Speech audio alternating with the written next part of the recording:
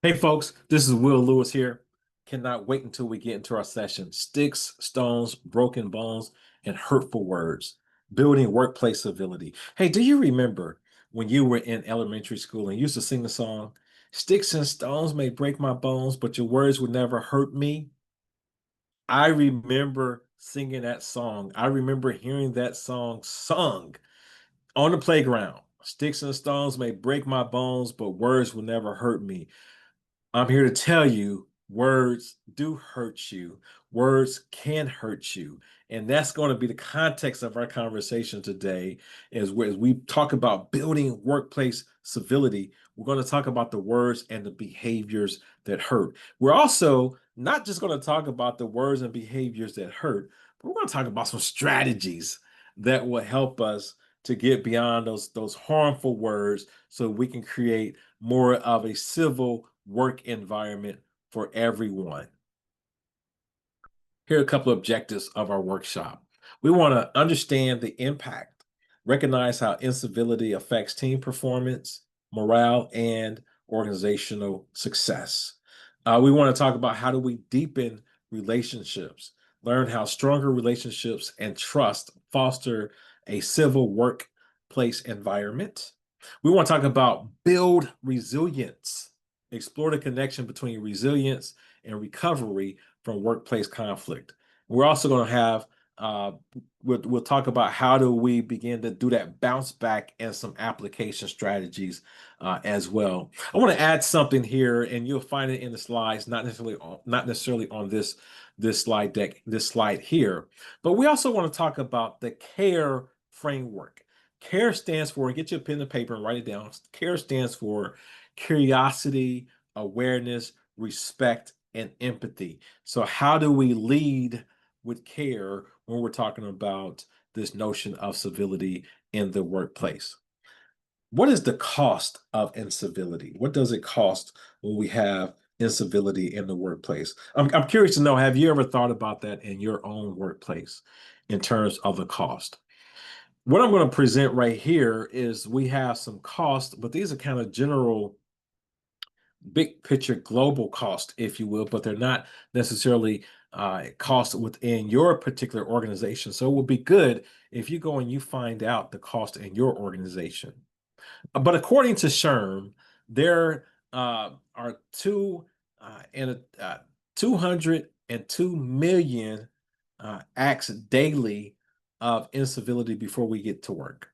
202 million acts daily of incivility before we get to work. It takes about 31 minutes to recover after you experience an act of incivility. And the cost per incident is about $17.03. That's the average cost. So 202 million acts daily of incivility, 31 minutes to recover from one single act of incivility, and $17.03 per incident. That's on average how much it costs. What do you think about that? Write yourself a note. Think, write your thoughts down. What are your thoughts on those particular figures? Words hurt, and words are very powerful. So let's just walk through a couple of incidents and descriptions of how powerful words are. So words can hurt. Uh, Careless comments can cause lasting emotional damage, breaking trust and creating division. Words can inflame. Inflammatory language stirs up anger and escalates minor disagreements into major conflicts. Words can also heal. Thoughtful communication builds resilience, repairs relationships, and creates psychological safety. So, words are extremely powerful. They can hurt, they can inflame, and they can heal. If you are familiar with scripture, you would be familiar with this scripture down here in Proverbs. Death and life are in the power of the tongue, and what that proverb scripture is talking about is really how we use our words. Our words can speak death, they can be destructive, and at the same time, uh, they can speak growth, they can speak life, they can speak happiness. It all depends on how you choose to use your words. You ever heard your mom or dad say, choose your words wisely? Whenever someone says choose your words wisely, that means we have power. That means that yes, the words have power, but we also have power as well. And we have the power to choose on how we're going to use our words. When we're talking about incivility, words is that's part of perhaps the anchor of an incivil uh, incidents is the words that we choose to use. When we think about today, what does incivility look like? Here are a couple of situations or big picture thoughts for us to think about. Incivility is connected to political divides. So in today's society, tensions are rising from different political viewpoints, and these spill over into workplace interactions. And so we see a lot of workplace incivility coming from political divides. We also see workplace incivility coming from generational differences, misunderstanding between age groups, working styles, communication preferences, and values. Incivility arises from microaggressions, subtle slights or comments that communicate hostile messages. This says to marginalized groups, but I'm going to say to every and anybody. It's just not marginalized groups, but as anybody and everybody can experience a microaggression.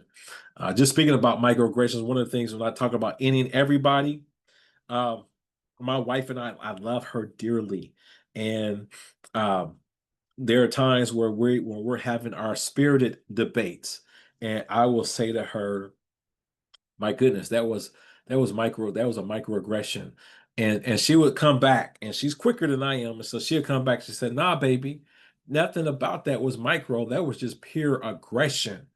I choose violence every time.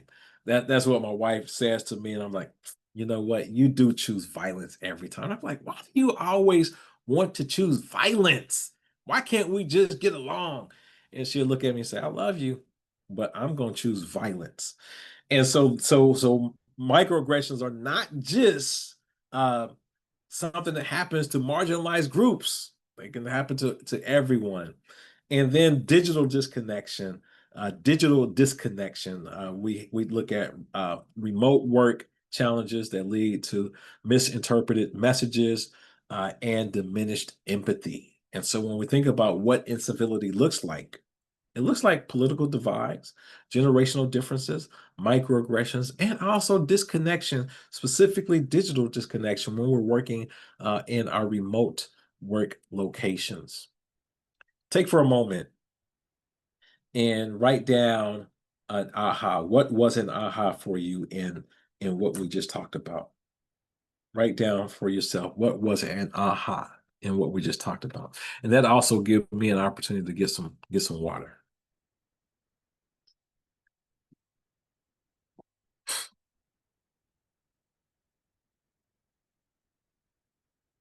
All right, let's keep it moving. One of the foundations of civility is trust. And the foundation of trust and what trust really does is it really is based on a relationship. And trust it matters because it deepens uh, our relationships, and the deeper that we have relationship with each other, the stronger our trust becomes. Trust helps to de-escalate conflicts before they begin. Trust creates psychological safety for honest communication. I tell people, write this down for yourself. There are four things, four principles that I try to live my life by, and that is grace, mercy, love, and empathy. And we're going to talk about empathy later on when we look at the care framework. But grace, mercy, love, and empathy. When I have a deep relationship, not just a transactional relationship, but when I have a deeper relationship with my peers, with my team members, with my coworkers, with my friends, I have developed a degree of trust. That trust allows me to give them the benefit of the doubt. It allows me to give them grace, mercy, show them love and empathy in moments where our relationship is tested. So, someone says, my wife says a microaggressive. She says look, that's microaggressive. Now, yes, she's joking when she says she chooses violence, and I'm joking when her and I says, "Hey, why do you always choose violence?" Because if we're in a situation and it's really a heated debate, and I say, "Hey, that really hurt my feelings," she's going to come back and she's going to apologize, and I'm going to do the same thing. She's able to come back and to apologize, and I'm able to apologize to her, and I'm able to forgive her because I trust her. I trust that what she said was not said to harm me. She did not have ill intent. When we think about relationships, we have to think about them in the way in which I'm going to give this person the benefit of the doubt. When I don't give you the benefit of the doubt, what usually happens is that I escalate up to my supervisor or up to human resources. So trust allows me to give you the benefit of the doubt because I trust that you're not trying to harm me. It hurt, but I'm trusting that you're not trying to harm me. So I'm going to give you the benefit of the doubt. And we can work that out between ourselves. Trust is the foundation of civility. When we don't have trust, we begin to treat each other in ways that we shouldn't. And we begin to escalate situations that could be handled by two mature adults. Or two mature people. We escalate those up to our supervisor or to human resources. How do we build trust? We build trust by communicating with care. And what is care? Care stands for curiosity, awareness, respect, and empathy. Curiosity, awareness, respect, and empathy. Curiosity says that I seek to understand before I am understood. Curiosity is I'm asking questions. I'm listening, and I'm asking more questions than I am talking. I'm curious. I want to know about you. I want to know about your circumstance. I want to know who you are. I am curious about you. And so when I become curious about my coworkers, they begin to share with me about themselves. There's a degree of understanding. That understanding helps us to build more trust. And then when we have more trust, then we're able to uh, get beyond our differences quicker. Awareness. Awareness speaks to this awareness of emotions and biases, and this awareness of my emotions and my biases. And so when I am aware, self-aware as to what I carry with me, then I can be more intentional about how I engage with my team members, my colleagues, the people I love. Let me give you an example of awareness. Several years ago, my ex-wife and I, we were in Washington, D.C., and we were taking the commuter rail into I think we were actually in Maryland and going into Washington, D.C., in D.C. And so they told us to take the commuter rail to get to go see the monuments. Neither one of us have been in DC, and neither one of us have at that time experienced any commuter rails because we were both from Indianapolis, and the only type of public transportation we had were taxi cabs and buses, and neither one of us experienced those on a uh, uh, degree of frequency.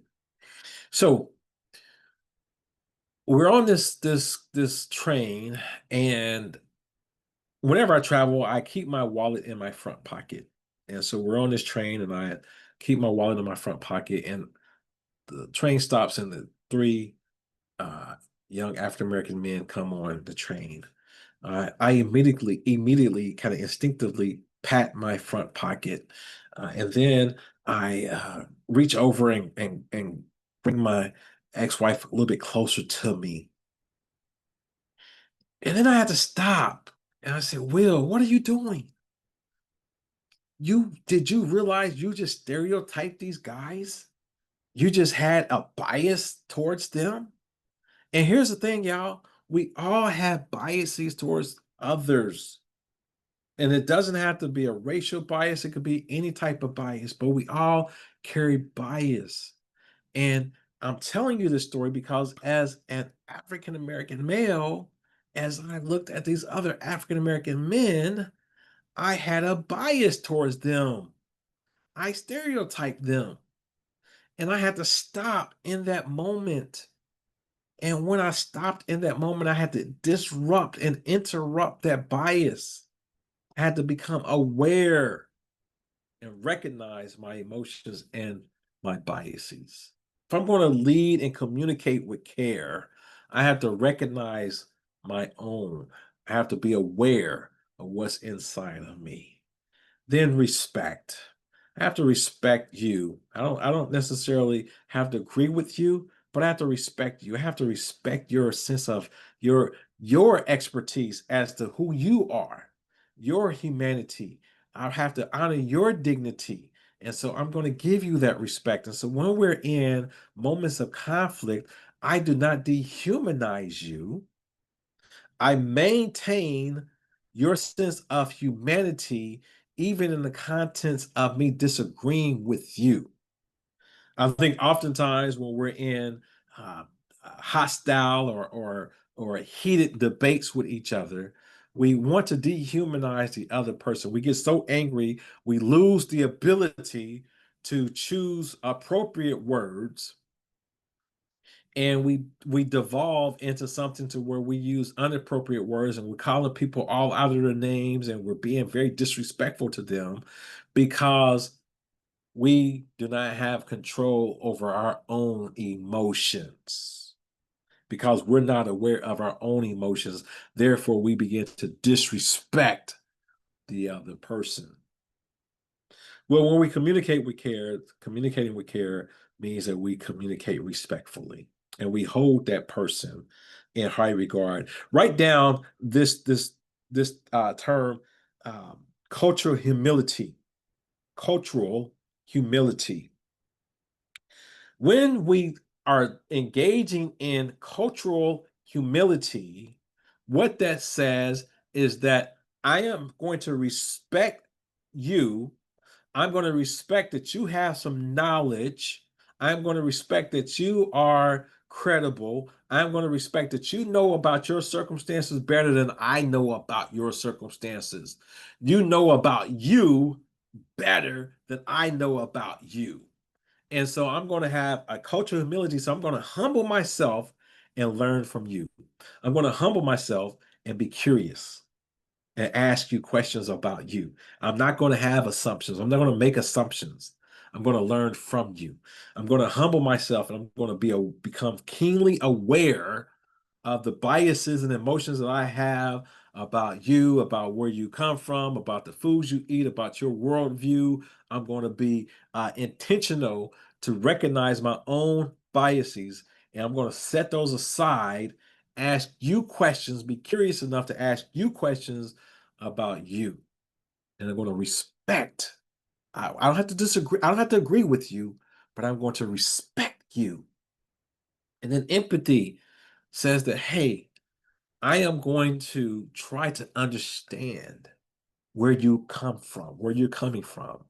I may not experience the same things you experience. I may not have experienced a death of a parent or death of a child or death of a pet, but I've experienced loss. I've experienced heartbreak. I've also experienced happiness and joy, and I want to experience those things with you, and I want to understand everything from your perspective. Therefore, as we connect, I am connecting with you, trying to have empathy towards you, trying to be able to understand things from your perspective. That is the care framework in a nutshell. Curiosity, awareness, respect, and empathy. When we begin to develop trust, we develop trust by engaging in this care framework. When we develop trust, when we engage in the care framework, that's going to help us to be more civil towards each other in our interactions. I want to talk to you about resiliency and the bounce back strategy. But before I do, I wanted you to take a moment and write down any aha moments you have as it relates to that the care framework.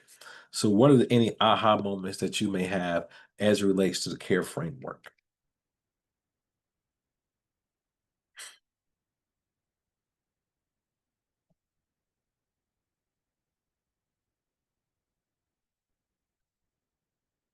Now, let's talk about resilience.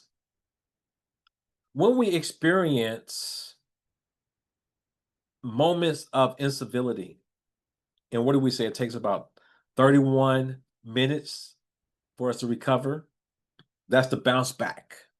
31 minutes to bounce back. What if we cut that down to 15 minutes? What if we can cut that down to 5 minutes? What if we can cut that down to 0 minutes? And once it happens, boom, we're moving on.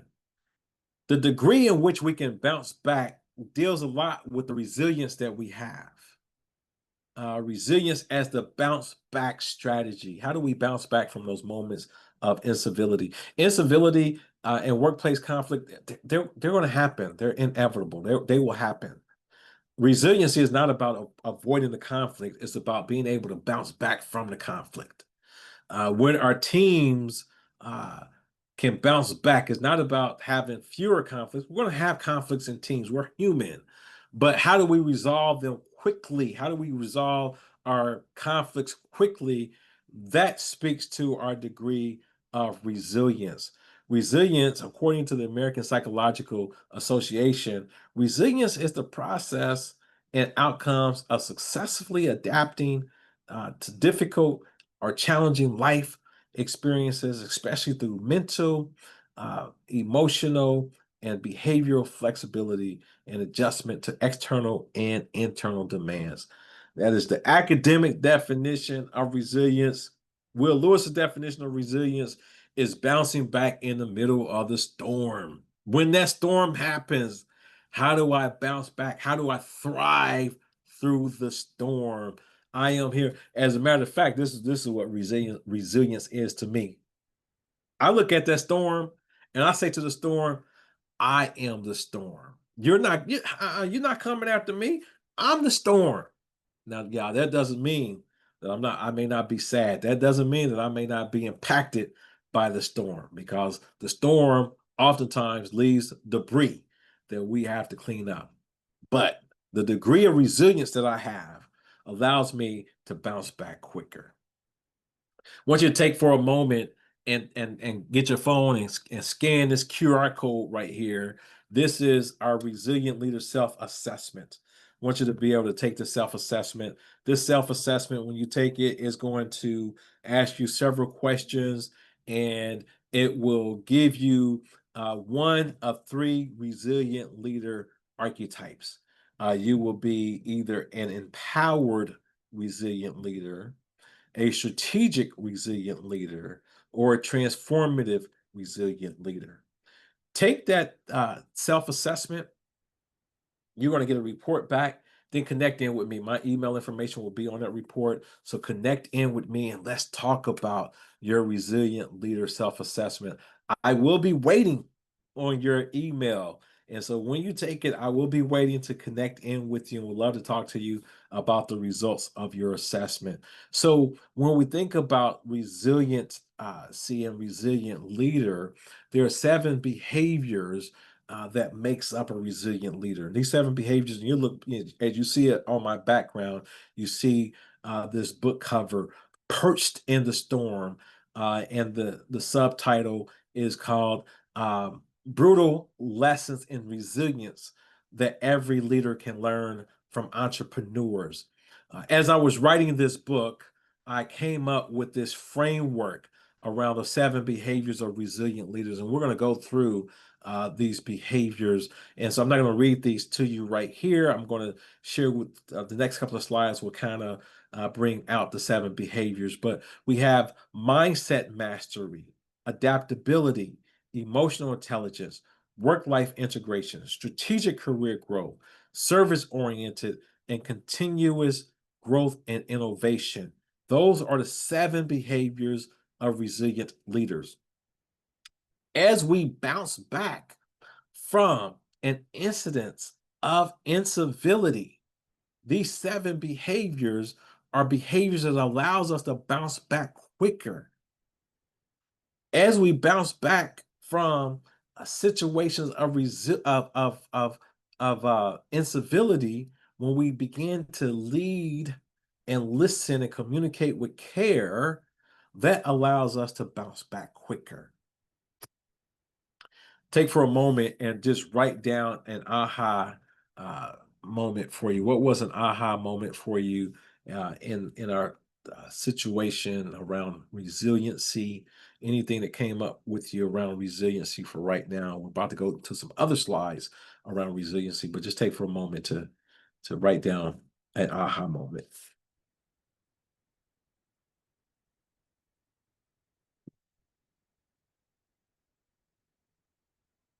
Keep it going. All right, let's go through the 7 behaviors of resilient leader. Let's look at some workplace examples around each behavior around resilient leader. First behavior, mindset mastery. So when we think about our mindset mastery, what is that? Let's look at this example. A colleague makes a dismissive comment during a meeting. Rather than internalizing the insult or retaliating, the resilient leader reframes the moment as a reflection of the other person's stress, not their own worth. They pause, breathe, and choose to respond with curiosity or seek clarification after the meeting. So the resilient leader responds instead of reacting, and they have chosen a mindset that's not about me, it's more about them. So when we have that mindset shift, when we master our mindset to say, look, that's not about me, it's about them. Now I'm curious to find out what about them is happening, what type of stress they're about. But this is not about me. This is about me. That's how we can bounce back from a moment of incivility. It's not about me, it's about them. They're going through some stress. Adaptability, another bounce back strategy is how do we adapt and remain flexible in emotionally charged environments. A team member undermines a new initiative in a group setting. Instead of shutting down or becoming defensive, the resilient leader adjusts the tone and structure of the conversation to engage the team while calmly acknowledging concerns. That resilient leader pivots without losing sight of the goal. What's the goal? The goal is to talk about this new initiative. The goal is to get all the ideas out there on the table for this new initiative so that we can advance that initiative.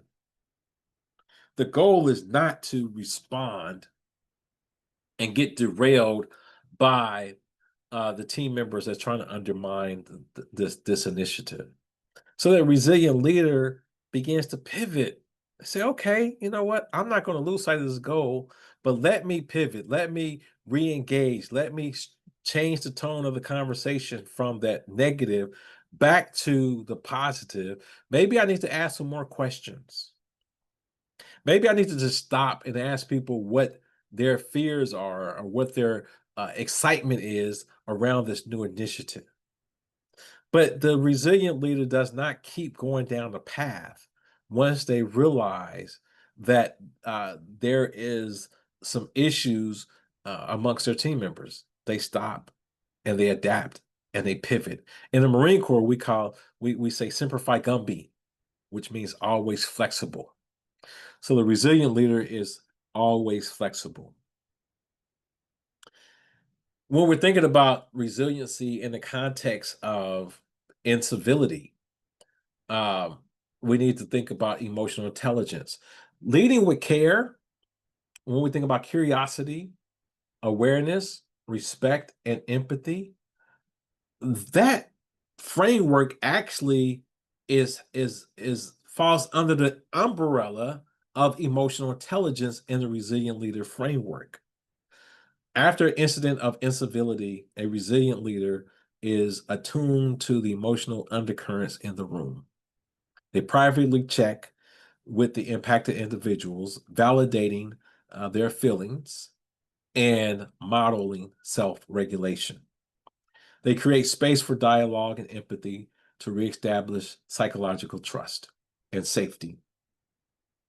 So when we experience moments of incivility, and if a leader, you you see that moment of incivility, then what you try to do is you try to read the room and you try to make sure that everybody's okay.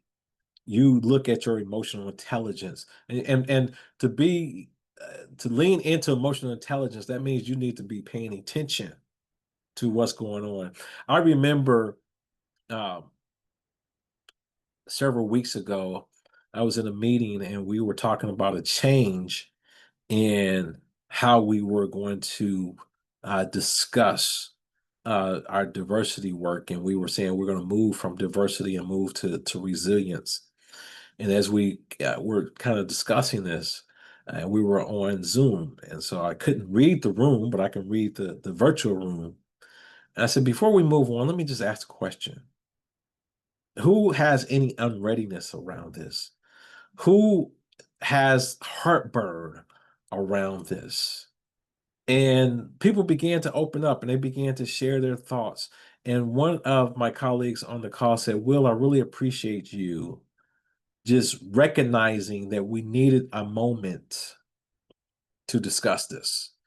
We needed a moment to air our heartburns.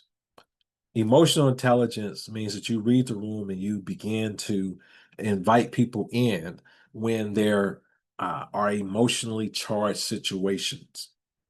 So whenever there's a moment of incivility, you begin to invite people in and begin to unpack and begin to debrief and begin to touch in with people. Take for a moment and think about it. Aha, what was just shared around this section of being resilient.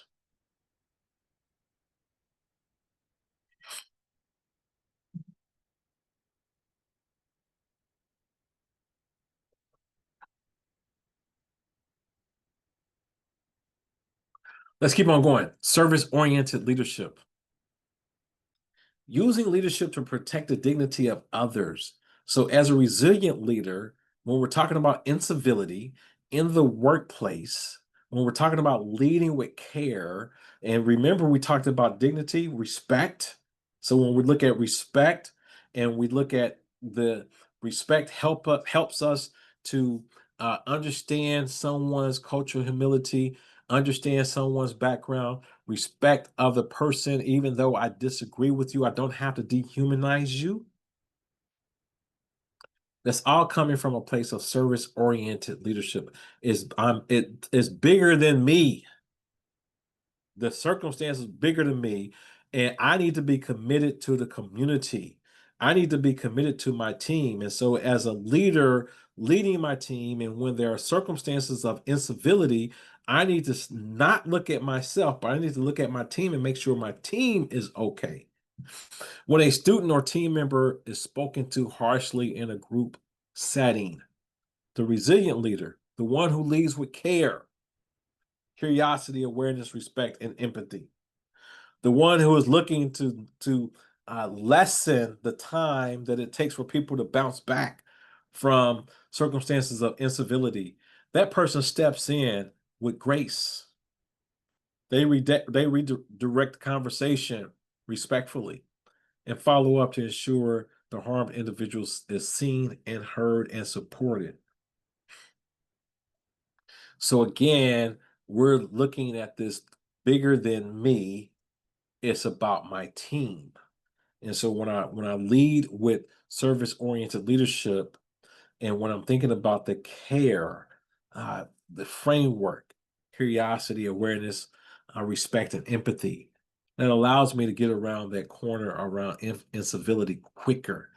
Bounce back strategies. So all of these are the bounce back strategies of incivility. Strategic career growth. Seeing everything as a challenge, even incivility as a moment to grow. Now y'all saying, well, Will, how can you see incivility as a moment for growth? I'm saying it can happen. And here is how it can happen. A team member is repeatedly interrupted in meetings. Have you all experienced that? Where you're in meetings and somebody just continues to interrupt you. Rather than letting them rather than letting resentment build, this team member says, you know what, I'm going to use this experience to sharpen my communication and my advocacy skills. I'm going to seek out allies and I will expand my influence beyond the room where this behavior occurs. So this team member says, I'm going to use this at this moment as a moment for professional growth. That's what strategic career growth is. And you're like, oh my goodness, how does strategic career growth deals with anything around incivility? Well, it goes back to how I, as the individual experiencing the incivility, one, my mindset on how I see it, my adaptability on what I'm going to do to pivot. And in this regard, my strategic career growth, I'm going to use this as an opportunity to grow my own career goals, not goals, but my own skills and behaviors and communication and advocacy, which will strengthen my career. Because the stronger that I become as a communicator, as an advocate for myself and others, as one who seeks out allies and expands my influence, my career will blossom through sharpening these skills. And as I think about incivility, I will be more prepared to address a circumstance of incivility in the future when I have sharpened my communication skills, when I have sharpened my own advocacy skills for myself, when I have expanded my allies. And so there are people, expanding allies is profound, because what that really does, that means that people in the room will speak up for me when I experience that circumstances of incivility. That's a pretty good one right there, y'all. Continuous learning and innovation. Here, just like career growth, I'm always learning, I'm always thinking, I'm always trying to innovate. Learning from difficult interactions informs better processes. So after noticing a pattern of dismissive behavior in cross-departmental meetings, a resilient leader initiates a post-meeting feedback process or suggests communication norms. They lead with a commitment of the community over ego. Again, and you've seen this on several slides, leading with a commitment to the community over my ego. But I like this one, because what this says, this looks at not just continuous learning and innovation around me as the individual, but this says, you know what, we need to inform and have better processes within the context of our team. So after noticing that pattern of dismissive behavior, the resilient leader introduces post-meeting feedback processes or suggests communication norms. Those are processes, policies, practices that we put in place so that we can lessen the degree of incivility within the context of our workplaces. And then lastly, as we think about the 7 behaviors of resilient leaders and how those 7 behaviors connect into civility, or incivility. As a leader, whenever I'm responding to, interacting with a situation of incivility, I need to make sure that I'm taking care of myself. I need to make sure that I'm not moving what happened at work at home, or moving what happened at home to work.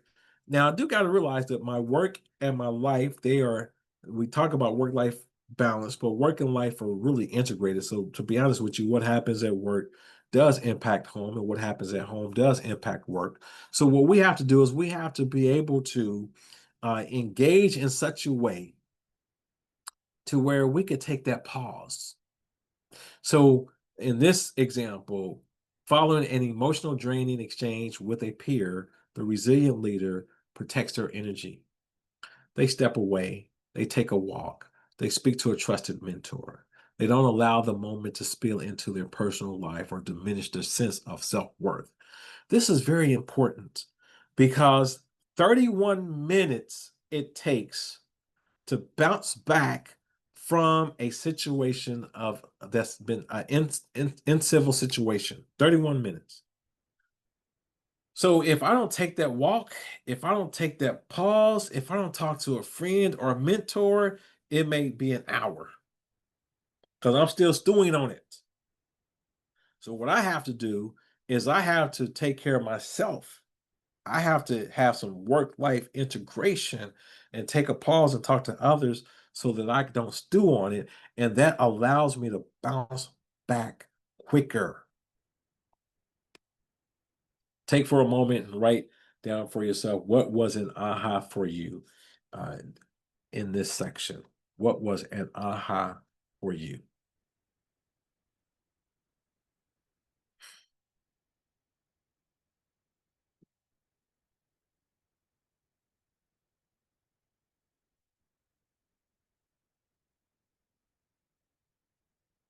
So let's talk about the bounce back behaviors. One, let's pause. Take a moment before responding to prevent emotional reactions. So as we're inside of that thing that's been a microaggression. Someone said something to us that we didn't like. Someone cut us off in the grocery store. Someone cut us off in our car. Someone is stepping on my as I'm talking. They're talking over me. They're out talking me. Let me just pause, take a moment before responding to prevent that emotional reaction. Let me reflect. Consider the other person's perspective and potential misunderstanding. It's not about me, it's about them. So when we're thinking about this notion of being resilient, being able to bounce back, we need to understand that it's not about me, it's about them. Clarify, be curious, ask questions to understand intent before making assumptions. So as we communicate with people, we want to deploy the care framework, and part of the care framework is to see is curious. And so how do we be curious? We ask clarifying questions.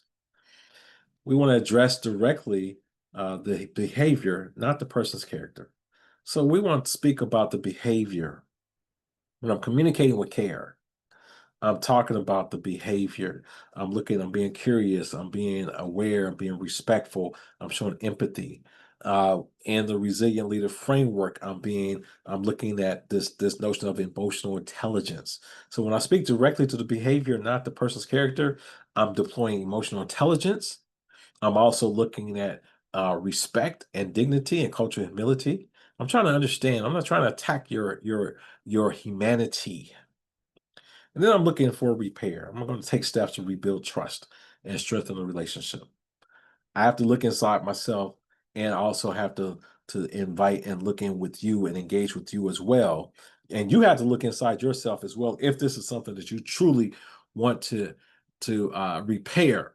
I want to repair the relationship. Do you want to repair the relationship? But you know what? I can't do anything about the person who does not want to repair the relationship. All I can be responsible for is me. So I'm going to take these steps to repair and strengthen the relationship. When I experience circumstances or situations or incidents of incivility, I am going to use these bounce back measures. Take a pause, reflect, clarify, address, repair. I am going to lean into the 7 behaviors of resiliency and resilient leaders so that I can bounce back quicker from that situation of incivility. And I am going to use the care framework as I communicate with my team and with others so that I can diminish and decrease the opportunities of incivility happening within my work place. So, your commitment to civility, what's the one shift that you will make? You build trust. Will you build trust? How will you create deeper connections with your colleagues?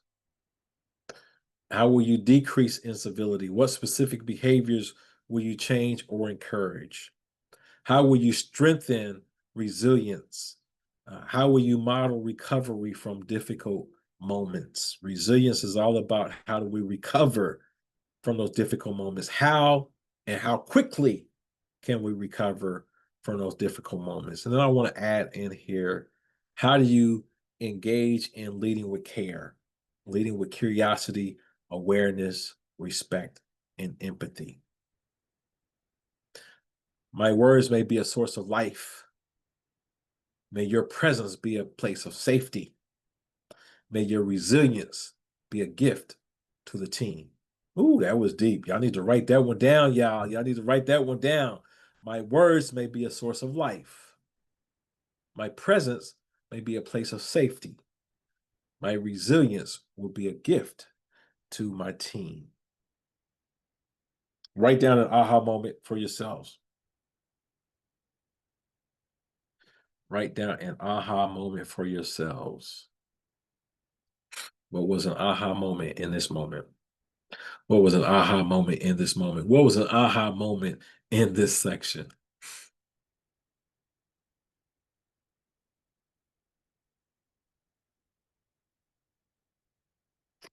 All right, folks.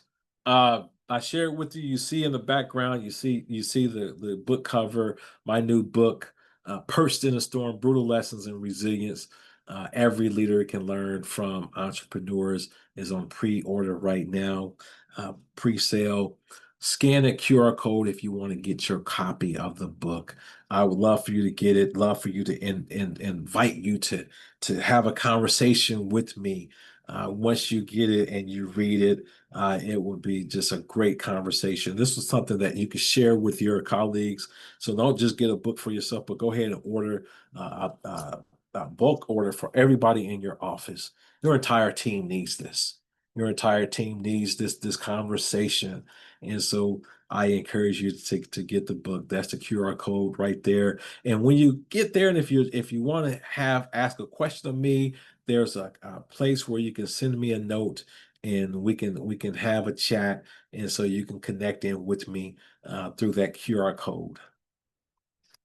Also, I'm launching the Resilient Leader Institute. Not launching, it's already launched. We're currently in our second cohort of the Resilient Leader Institute. And so if you want to learn more about resiliency, more about how we bounce back, more about how we engage in the care framework. How do we communicate in difficult conversations with care, and how do we lead with care?